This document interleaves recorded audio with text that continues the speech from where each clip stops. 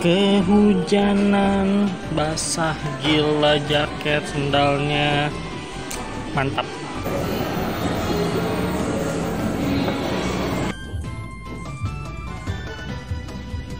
Ini dia posternya coy, Satria.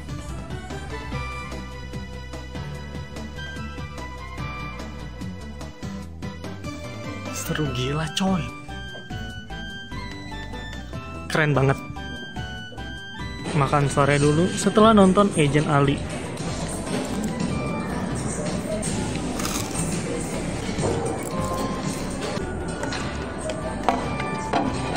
Saatnya pulang. Ya, akhirnya sampai rumah juga. Jadi gua bisa langsung bikin video review singkat. Jujur gua nggak tahu ya apakah ini bakal review spoiler apa non spoiler. Karena kayaknya selama ini gue belum pernah bikin review non-spoiler deh. Kurang lebih buat gue movie 2 ini jauh lebih bagus dari movie 1. Karena memang konteks yang ditawarkan sangat berbeda jauh ya. Movie 1 itu nyeritain tentang origin, nyeritain tentang masa lalu. Kayak tentang Alia, tentang Iris bagaimana pertama kali diciptakan. Bahkan musuhnya si Nikki pun masih berhubungan dengan masa lalu. Sedangkan movie 2 ini bener-bener plot yang ada saat ini dan menuju masa depan. Nah, kalau kita ngambil contoh trailer, seperti yang udah dibilang ya, trailer itu biasanya cuman mungkin 30 menit awal.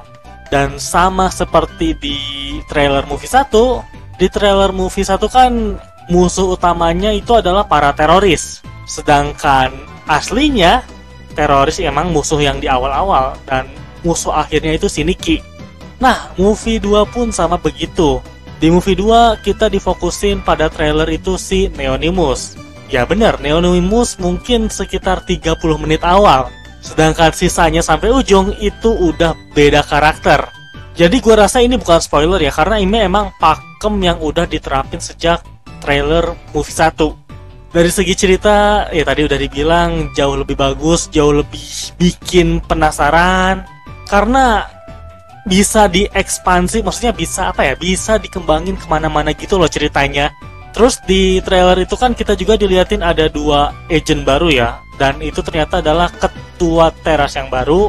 Jujur gue paling sebel sama si ketua teras yang cowok, Amir ya kalau nggak salah. Soalnya dia dari awal kelihatan baik gitu kan, kayak kelihatan bro banget lah sama si Gans. Tapi semakin berjalannya movie, kita dilihatin kalau ternyata ini orang tuh penjilatnya Otman. Udah gitu kemampuannya menurut gue B aja. Jadi bisa dibilang kemampuannya tuh tangan cyborg ya, tangan kirinya tuh mungkin karena luka, akhirnya pakai tangan ini, pakai tangan cyborg. Jadi kayak bisa nembak, terus bisa ngeluarin berbagai senjata gitulah. Tapi jujur B aja. Bahkan dibanding dengan Zane yang cuman senjatanya pistol, masih jauh lebih keren Zane. Nah, kalau untuk ketua teras yang cewek, yaitu yang Inviso, si Ellie, kalau nggak salah Ellie atau Ellen, dari awal dia emang udah kelihatan cuek. Jadi kesan gue ke dia dari awal sampai akhir emang gak berubah ya, dia emang cuek. Kekuatannya pun sangat menggambarkan sifatnya ya. Kekuatannya tuh kayak es gitu loh. Tapi sayangnya ya kemampuan dari 2 ketua teras yang baru ini cuman sedikit diliatinnya. Lalu berikutnya mungkin kita akan ngomongin tentang Zero ya. Zero sebuah karakter yang udah selalu dimention dari musim 3.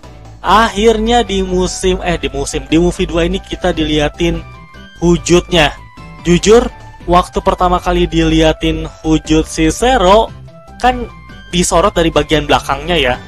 Itu gue cukup kaget. Karena apa? Karena bagian belakangnya mirip sama Hisham. Pas dari belakang kayak, anjir ternyata Zero selama ini Hisham. Tapi pas akhirnya kita diliatin wujud aslinya dari depan, oh oke, ini ternyata karakter baru nih. Soalnya gue nggak inget pernah ngeliat ini karakter mau di musim 1, musim 2, musim 3, bahkan di movie 1. Lalu berikutnya kalau kita mau ngomongin Neonimus, gue rada mixed feeling ya. Sebenarnya sebelum nonton filmnya, gue tuh sempat baca komen dan kayak ngeliat ada spoiler gitu loh. Spoilernya tuh ada yang benar tapi ada yang salah. Di spoiler itu dibilang kalau Neonimus ya si Victor. Bahkan waktu episode di musim 2 dan itu episode 4 ya kalau nggak salah, di situ gue juga sempat bilang kan, wait, ini suaranya Neonimus kok kayak Victor. Tapi untungnya pas nonton movie 2 ini, yang awalnya gue kira Victor ternyata salah. Neonimus ini beneran karakter yang baru pertama kali dimunculin. Terus juga gue sempat ngira si Neonimus adalah Victor karena gue pernah ngeliat satu gambar atau foto. Gue kira itu dari cuplikan filmnya ya. Jadi ada foto para anggota mata, ya anggota mata yang udah kita kenal lah, bahkan dengan kedua anggota ketua teras yang baru. Nah tapi ada Victor yang foto di situ. Nah pas ngeliat gambar atau foto itu gue langsung mikir, wait, jangan-jangan beneran lagi si Victor itu Neonimus. Nah pas ngeliat foto itu gue langsung kayak bisa ngebayangin mungkin plot ceritanya tuh nanti Ali bakal ngelawan Neonimus. Terus Ali tahu dan kaget ternyata selama ini Neonimus adalah Victor. Dan si Victor akhirnya kayak direkrut masuk mata. Gue kira awalnya bakal kayak gitu sebelum nonton filmnya. Tapi setelah nonton filmnya ternyata beda banget, beda jauh banget. Dan gue cukup suka dengan apa yang tersaji di filmnya ya.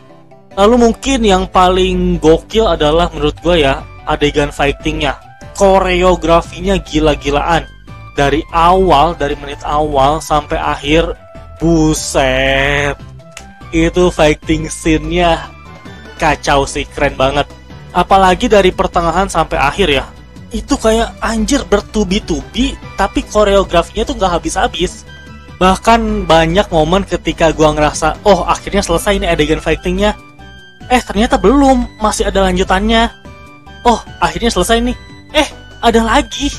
Gitu terus sampai akhirnya bener-bener selesai filmnya. Anjir kata gua teh, kita udah dikasih yang epic, dikasih lagi yang lebih epic, dikasih lagi yang lebih epic. Wah itu mantep banget sih. Lalu mungkin yang fokus utamanya ya, yaitu tentang Satria. Kan bahkan di movie 2 ini aja judulnya Misi Satria. Bisa dibilang Satria ini kayak apa ya, lebih advance-nya dari Iris. Kalau Iris kan bisa dibilang jadi si pengguna yang menggunakan Iris, dia itu kayak bisa ngeproses informasi secara cepat melalui sistem komputer ya. Sedangkan proyek Satria ini konsepnya mirip Iron Man. Jadi si Ali kayak punya asisten gitu, namanya Satria, walaupun suaranya cewek ya. Jadi nanti si Satria itu cuma bisa ngasih komen, sedangkan yang harus ngelakuin gerakannya ya Ali sendiri. Dan yang paling gila menurut gua kekuatan Satria adalah dia punya semua info database dari anggota mata. Jadi ketika Ali pakai kostum Satria, dia bisa pakai semua style bertarung anggota mata. Dan kalau di trailer kita diliatin Satria itu kan kayak pakai semacam palu gada ya. Ternyata itu nge-copy senjatanya Jenderal Rama. Lalu kalau kita mau ngomongin final bossnya, di movie 1 mungkin ada Nikki, tapi di movie 2 ini jauh lebih jauh lebih berbahaya, jauh lebih kuat. Bahkan kayaknya bisa dibilang musuh terkuat. Yang bener-bener paling gua nggak sangka adalah cara kehadiran si final boss ini. Jujur itu gua nggak expect sama sekali. Mungkin ini spoiler dikit kali ya. Jadi ketika si Ali akhirnya menyesal dan pengen ngelepasin kostum satrianya itu kan nyelimutin satu karakter ya. Nah gua kira karakter tersebut tuh bakal bangkit dan ya pakai kostum satria. Nyatanya enggak, yang bangkit malah final bossnya. Itu kayak anjir di luar ekspektasi. Udah gitu kostum satrianya jadi jauh lebih keren. Terus tadi momen yang bikin rame di bioskop lagi itu ketika Rizwan ngelepas topinya. Anjir pada teriak coy. Kalau dari trailer, dari poster kan bisa dilihat lah ya, Rizwan itu selalu pakai topi. Tapi nanti ada scene dimana si Rizwan ngelepas topinya, itu cewek-cewek pada teriak, gila banget. Oh iya, kalau ngomongin battle-nya itu bukan cuman di dunia nyata doang ya, tapi juga ada battle di dunia lainnya. Dan jujur keren banget. Apalagi waktu Ali dan Alicia combo di dunia lain bertarungnya. Wah, gelo, itu hype parah sih. Siapa sangka Ali bakalan menggunakan form lamanya lagi, lalu juga terjadi sesuatu yang sangat wow terhadap Alicia. Dan selama battle itu, battlenya gue sampai speechless sih.